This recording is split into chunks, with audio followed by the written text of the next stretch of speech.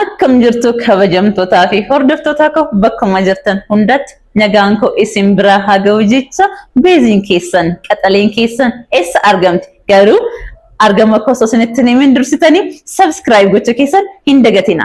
Maaliif deemte maaliif akkanatti bareeddi jechuun keessan dura subscribe gochuun dirqama keessan ta'a jechuudha. Subscribe like share gochuudhaan eegala. Amma beeziin keessan eessa argamteetti Finfinnee galteetti beeziin keessan jireenya Adaamaa dhiisteetti jechuudha.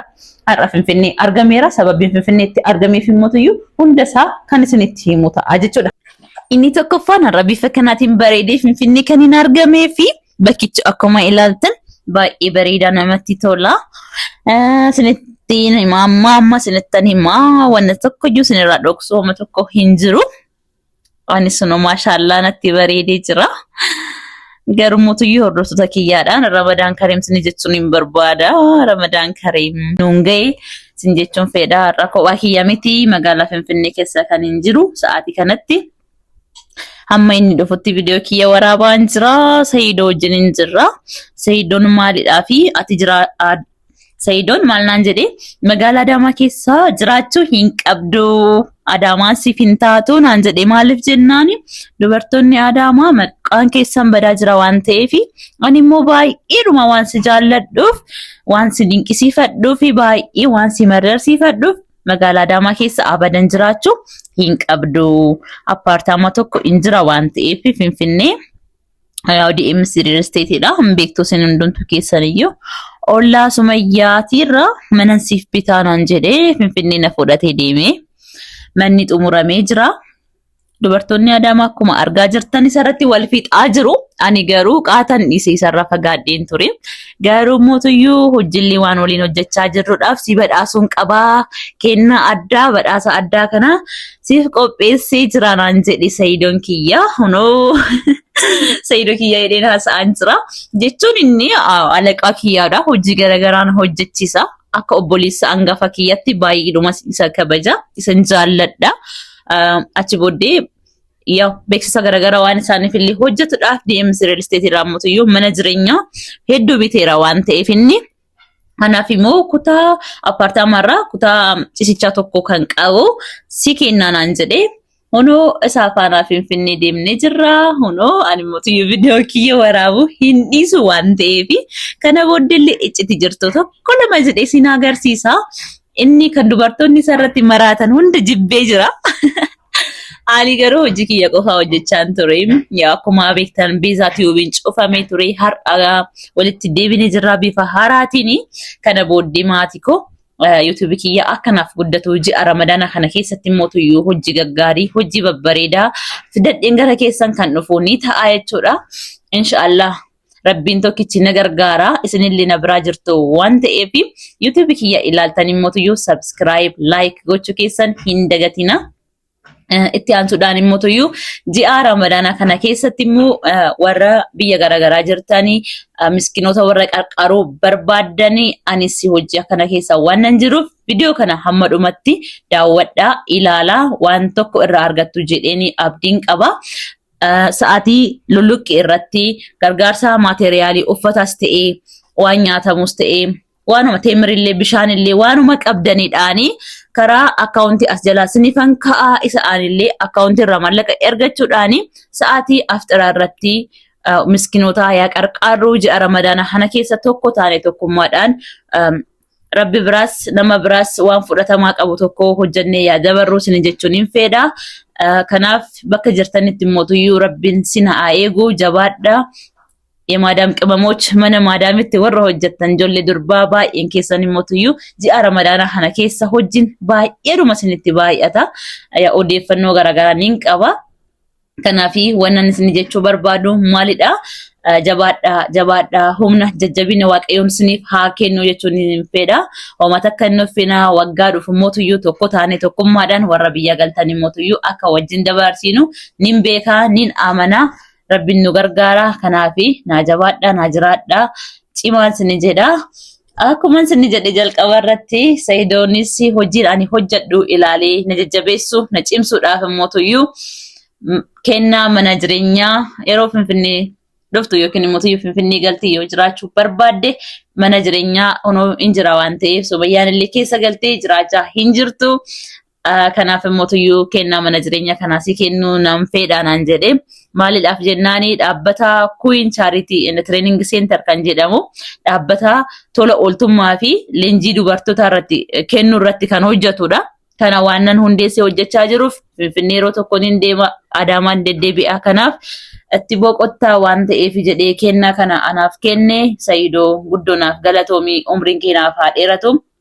Ijoollee keefis maatii keefis umriin kee haa dheeratu nagaa ta'ee jiraadhu si jechuun hin barbaada. Ramadaanni kun kan milkii kan gammachuu kan tokkummaa hunduma keenyaaf iyyuu akka ta'u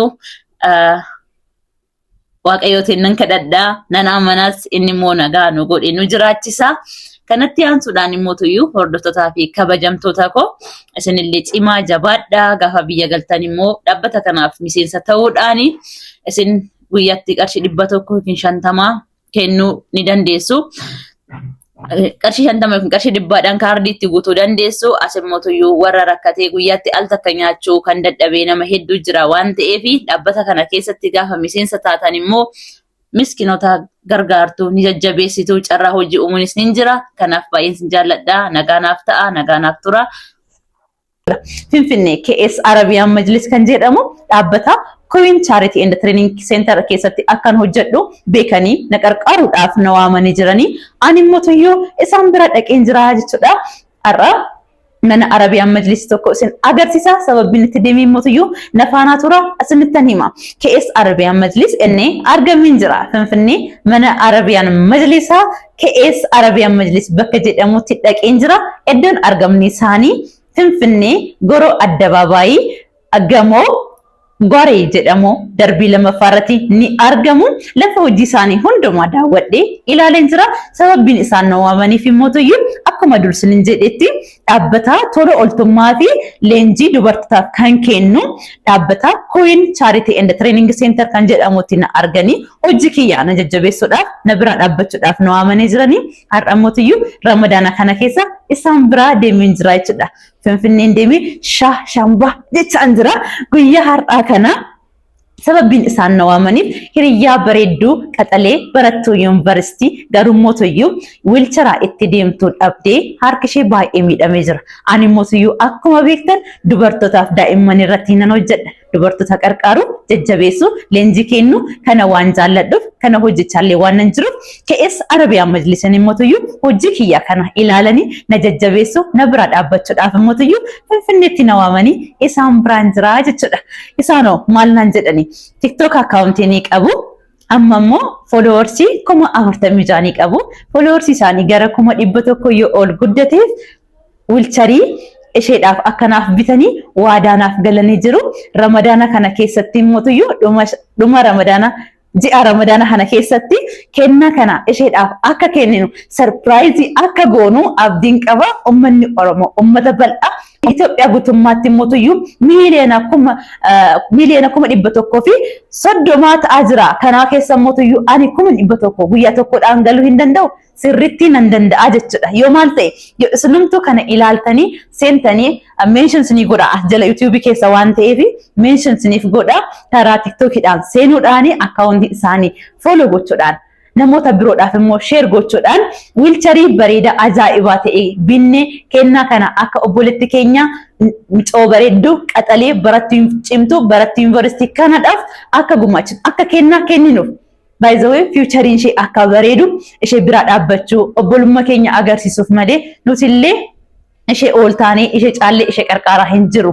Kan nama qarqaaru kan nama bakka guddaa geessu Waaqayyoodha. Kana ni beektu. Garummoo obbolummaa keenya jaalala isheef qabnu agarsiisuudhaaf akka isheedhaaf homaa takka ittiin dhaga'amne kennaa kana sarpiraayizii addaa qopheessine ji'a Ramadaana kana keessatti akka isheedhaaf kenninu isin jechuun hin barbaada. Sababbiin ani har'a Finfinnee argameef inni guddaan isa kanadha. Barattuun cimtuun qaxaleen kun harki ishee miidhamuu hin qabu. Lafa barbaadde iddoo barbaadde dhaqxee hojii ishee akka hojjettu wiilcharii bareedaa ammayyaa kan ta'e immoo isaan bitanii waan naa kennaniif isin immoo wanna biraa hin gotan gargaarsa biraa hin gotan subscribe gochuudhaan akaawuntii isaanii immoo mentions ni godhee jira.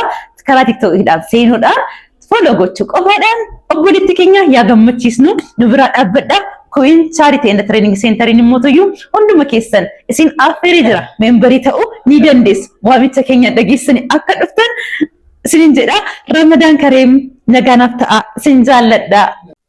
Na kabajamtootaa fi hordoftoota koo ani chaa'u isin jedhee garuu mootoyyuu ayyaana Ramadaana kana keessatti diskaawuntii guddaa baasanii jiru. Majlisa warra hojjechiisuu barbaadan immoo dizaayinii barbaadaniidhaan majlisii babbareeda ni hojjetu. Keessa Arabiyaan majlisiin iddoon argamni isaanii akkuma dursanitti himee Finfinnee addabaabaayii Gooroottidha. Gamoo Gwaariyyee kan jedhamu darbii lammaffaarra jiru. Lafa hojii isaanii ilaaleera. Naannoo markaatoo akkasitti ni hojjetu. Dizaayinii barbaadaniidhaan isin hojjetu majlisa jechuudha. Majlisii gosa garaagaraa jira. Hamma humna keessaniidhaan maateriyaalii biyya alaa fidanii hojjechiisu baay'eedhuma namatti tola. Hojiin isaan hojjetan hanga biyya alaatti ergamuudha. Hojii baay'ee babbareedaa ni hojjetu. Karaa toora bilbila isaanii as jalaa isinii kaa'eedhaan argachuu ni dandeessu. Bilbiltanii ni ajajju. Isin immoo yoo biyya ormaallee jiraattan maatii keessan surprise gochuu yoo barbaadan isaan dalaganii hojjetanii jechuudha. Lafa isaan jiran hundaatti ni geessu waan ta'eef delivery dhaaf illee hin rakkattanii. Filannoon keessan keessa Arabiyaan majlisaa ta'uu Ramadaan Kareem.